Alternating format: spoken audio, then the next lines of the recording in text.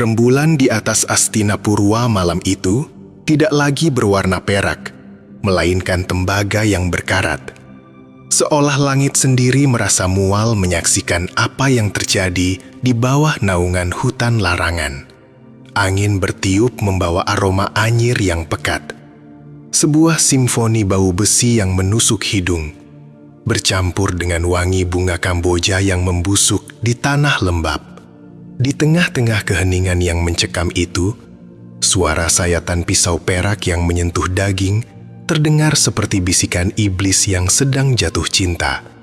Halus, presisi, dan mematikan. Dharma terbaring di atas hamparan lumut yang kini telah berubah warna menjadi merah legam. Tubuhnya bukan lagi milik pribadinya. Ia telah menjadi sebuah kanvas bagi sebuah karya seni kegilaan yang sedang dilukis oleh tangan-tangan lembut yang pernah ia cium setiap pagi.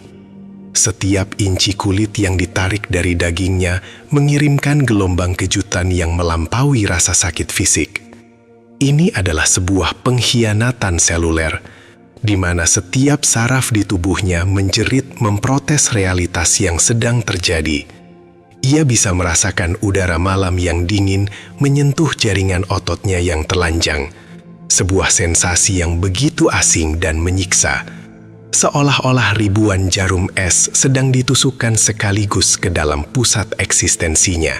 Laras, atau entitas yang menggunakan wajah Laras sebagai topeng, berdiri di atasnya dengan keanggunan seorang penari keraton. Tangannya yang berlumuran darah bergerak dengan ritme yang hampir puitis. Ia tidak terburu-buru.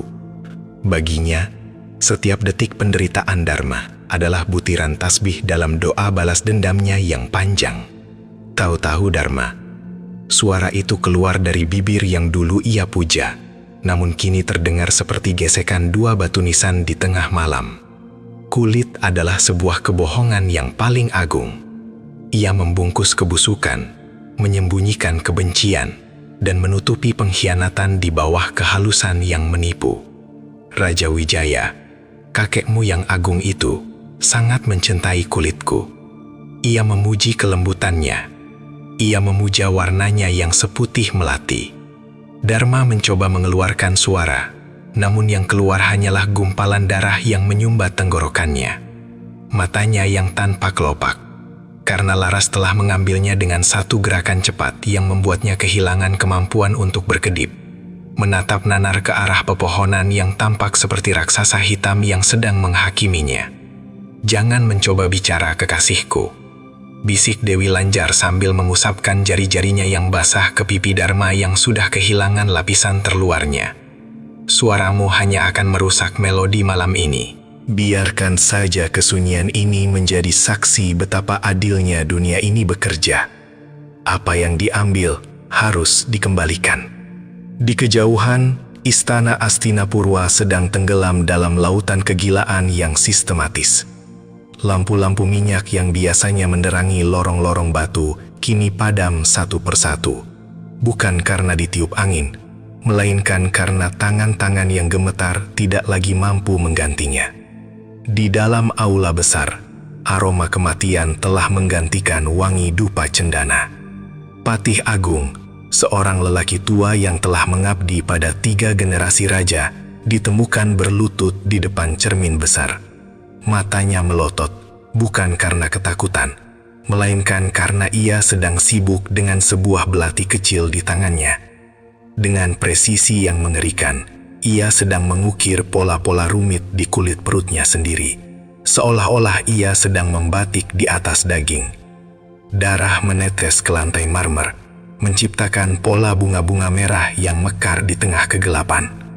Ia memintaku untuk menunjukkan apa yang ada di dalam, gumam Patih Agung dengan tawa kecil yang terdengar seperti suara kertas yang robek. Dewi Lanjar ingin melihat apakah kesetiaanku pada raja juga ada di dalam ususku. Mari kita lihat. Kutukan itu bukan sekadar sihir hitam. Itu adalah virus psikologis yang dipicu oleh ramuan akar hitam yang telah disebarkan oleh Dewi Lanjar ke dalam sumur-sumur istana selama berbulan-bulan. Ramuan itu tidak langsung membunuh. Ia perlahan-lahan mengikis lapisan kewarasan, memperkuat rasa bersalah, dan mengubah ketakutan terdalam menjadi halusinasi yang tak tertahankan. Setiap orang di istana itu kini melihat bayangan Dewi Lanjar yang tanpa kulit di setiap sudut ruangan, berbisik tentang dosa-dosa masa lalu yang mereka coba lupakan. Di pavilion permaisuri, jeritan terdengar membelah malam. Para dayang yang ketakutan menemukan sang permaisuri sedang mencoba menjahit mulutnya sendiri dengan benang emas. Agar aku tidak lagi bisa berbohong seperti saat aku memfitnahnya, rintih sang permaisuri di antara sela-sela jarum yang menembus bibirnya yang membiru. Dia ada di sini. Namun, saat para dayang menoleh, tidak ada siapa-siapa di sana. Hanya ada bayangan tiang lampu yang memanjang di dinding, tampak seperti sesosok wanita yang sedang meratap. Kembali di hutan, Dewi Lanjar mulai menceritakan bagian dari sejarah yang tidak pernah tertulis dalam kitab-kitab babat kerajaan. Sambil terus bekerja dengan pisaunya, ia membawa Dharma masuk ke dalam labirin ingatannya yang kelam. Mereka membuangku di hutan ini, Dharma.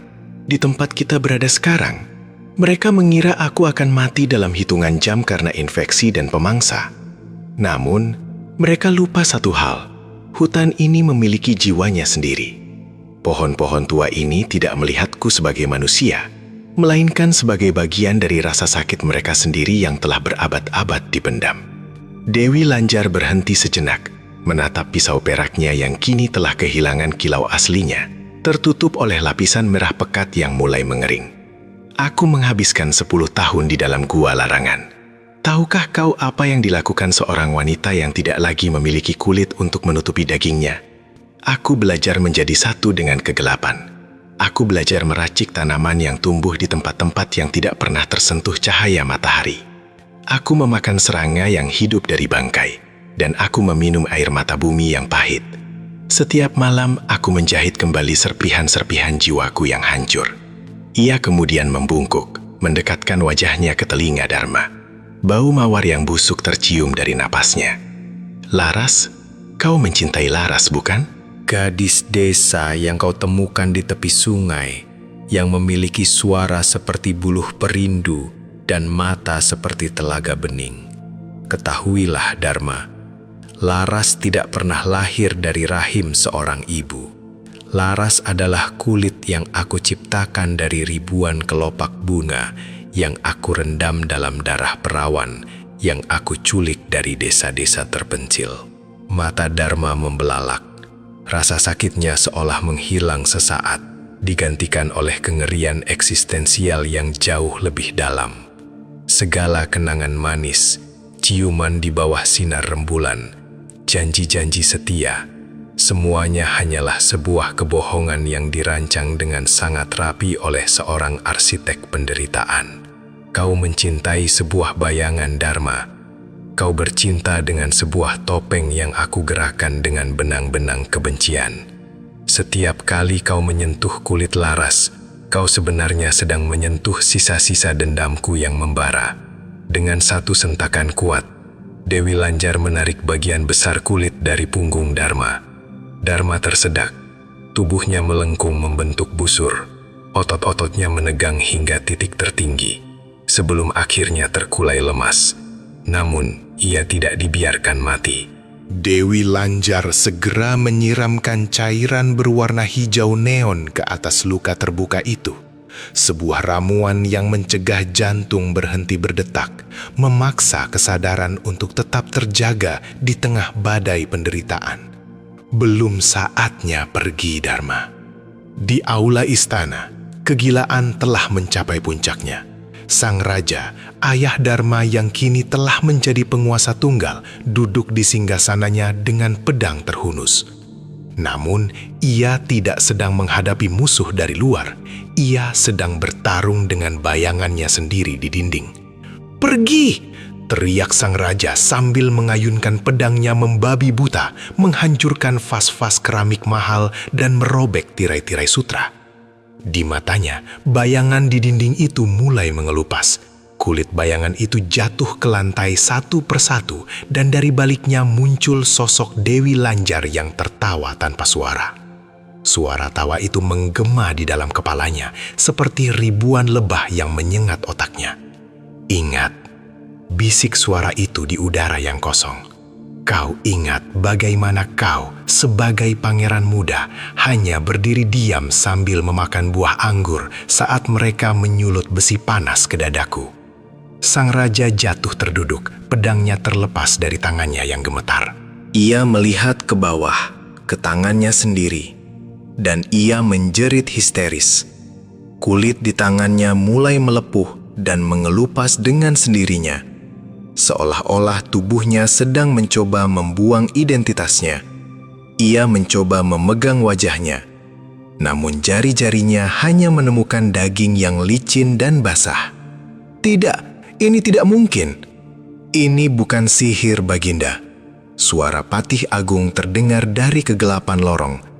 Sang patih muncul dengan usus yang menjuntai keluar, menyeret langkahnya yang berat di atas lantai marmer.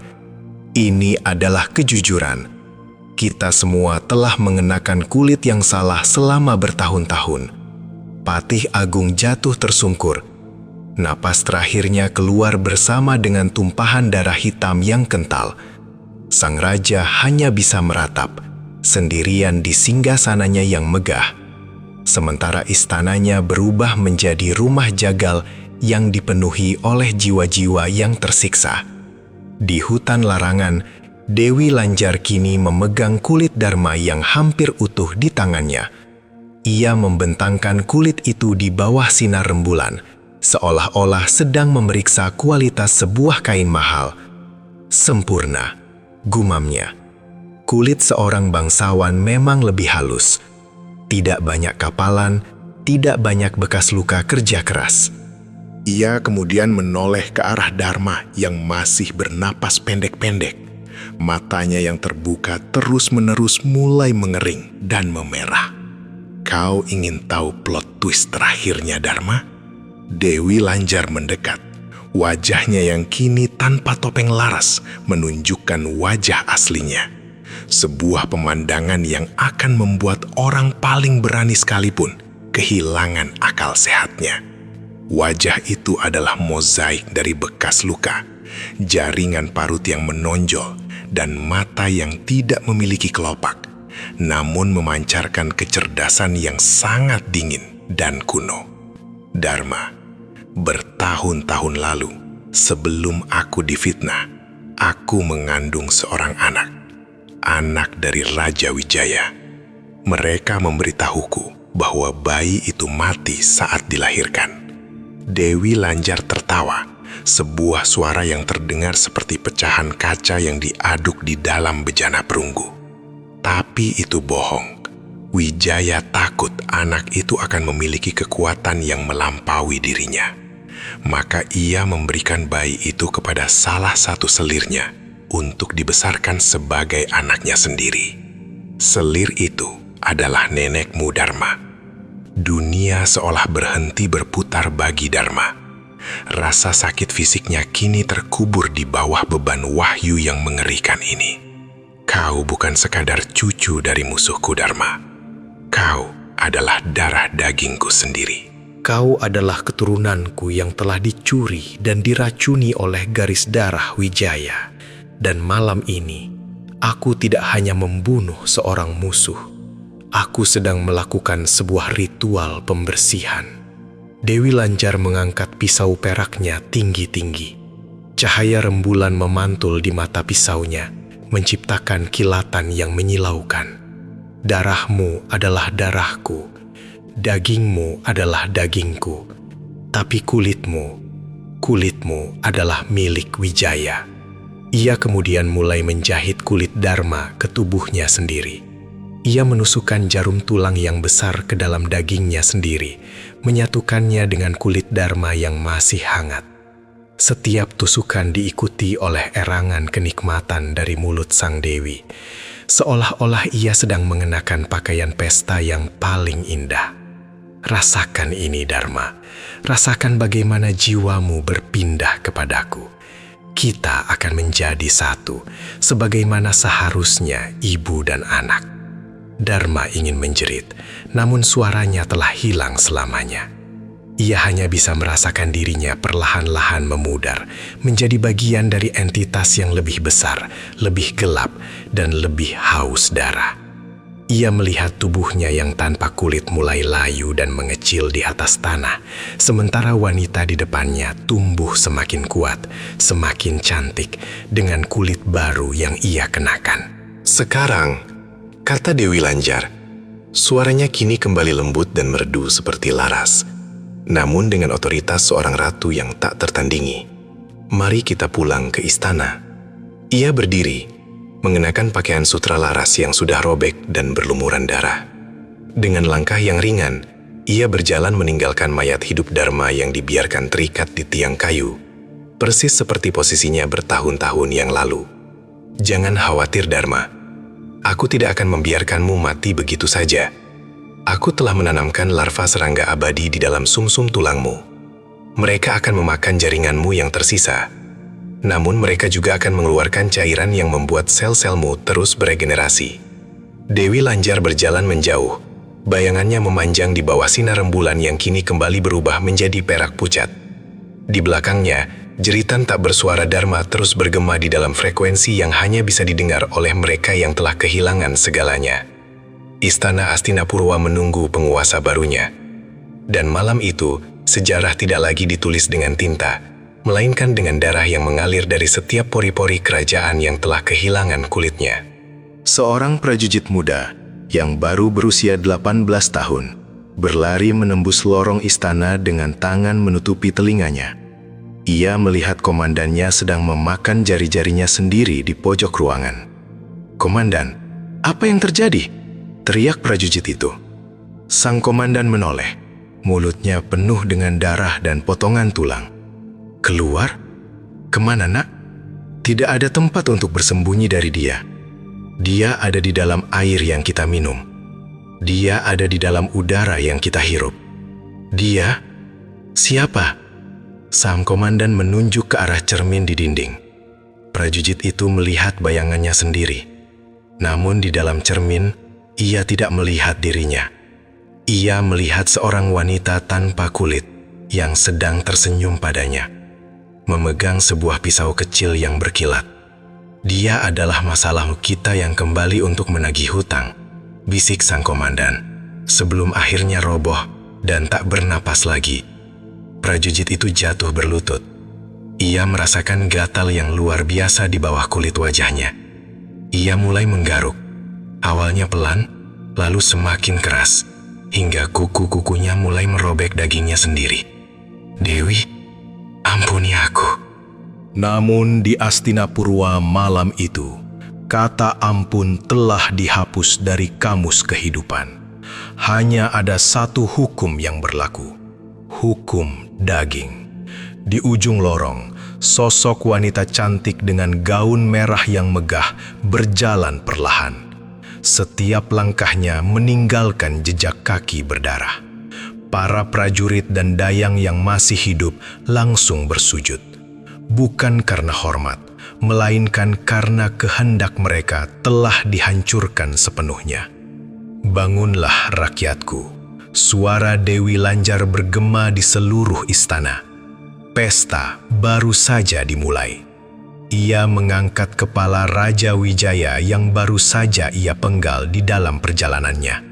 Bukan, itu bukan kepala Raja Wijaya yang asli, melainkan kepala ayah Dharma yang wajahnya telah ia bentuk kembali sedemikian rupa agar mirip dengan sang kakek melalui sihir dagingnya.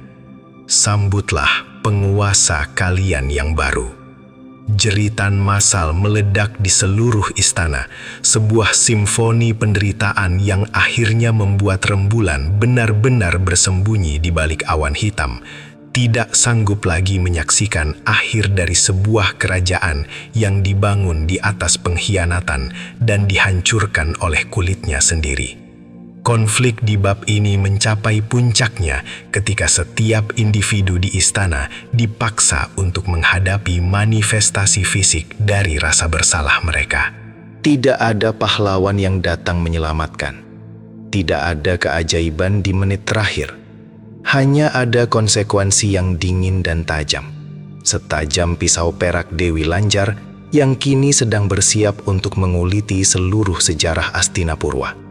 Memastikan bahwa tidak akan ada satupun manusia yang tersisa dengan kulit yang utuh untuk menceritakan kebohongan lainnya di masa depan. Dharma yang kini hanya berupa onggokan daging yang berdenyut di hutan menyadari satu hal terakhir. Plot twist yang sesungguhnya bukanlah tentang siapa Dewi Lanjar, melainkan tentang betapa rapuhnya kemanusiaan saat ia dihadapkan pada rasa sakit yang murni. Dan di bawah langit yang gelap, ia terus meratap, sementara serangga-serangga mulai menjalankan tugas abadi mereka, memastikan bahwa penderitaannya tidak akan pernah menemui titik akhir. Kegelapan yang menyelimuti Astinapurwa bukanlah kegelapan biasa. Ia adalah kegelapan yang bernafas, yang memiliki detak jantung, dan yang memiliki rasa lapar akan identitas. Dewi Lanjar yang kini bertahta di singgasana tulang dan daging menatap keluar jendela istana ke arah hutan tempat ia pernah dibuang. Ia bisa merasakan Dharma di sana. Ia bisa merasakan setiap getaran saraf anaknya yang tersiksa. Dan untuk pertama kalinya dalam berabad-abad, ia merasa utuh. Namun, keutuhan itu dibangun di atas kehampaan yang tak terukur. Dunia akan mengingat namaku bukan sebagai korban, gumamnya sambil mengelus kulit lengannya yang baru. Dan di kejauhan, fajar mulai menyingsing. Namun cahaya matahari itu terasa dingin. Tidak ada burung yang bernyanyi. Hanya ada suara angin yang membawa aroma angir, menyebarkannya ke seluruh penjuru negeri, memberitahu dunia bahwa sang ratu telah kembali, dan ia tidak datang untuk memimpin, melainkan untuk memanen. Maka dimulailah era tanpa kulit, di mana setiap manusia dipaksa untuk hidup dengan daging yang terbuka, menunjukkan setiap luka, setiap dosa, dan setiap kebusukan yang pernah mereka simpan. Ini adalah kerajaan Dewi Lanjar, sebuah neraka di atas bumi yang diciptakan oleh tangan-tangan yang pernah dihancurkan oleh cinta. Di dalam kamar raja, Dewi Lanjar duduk di depan cermin, menatap wajah laras yang ia kenakan. Ia mengambil sebuah lipstik merah yang terbuat dari campuran darah dan lemak manusia, lalu memulas bibirnya dengan perlahan. Tanyanya pada bayangan di cermin. Dan di dalam cermin itu, wajah Dharma yang tanpa kulit muncul sesaat. Matanya yang penuh penderitaan menatap ibunya sendiri dengan kebencian yang abadi. Dewi Lanjar hanya tersenyum. Sebuah senyuman yang begitu indah, namun sanggup menghentikan detak jantung siapapun yang melihatnya. Perjamuan baru saja dimulai, dan masih banyak kulit yang harus dikumpulkan sebelum malam benar-benar berakhir.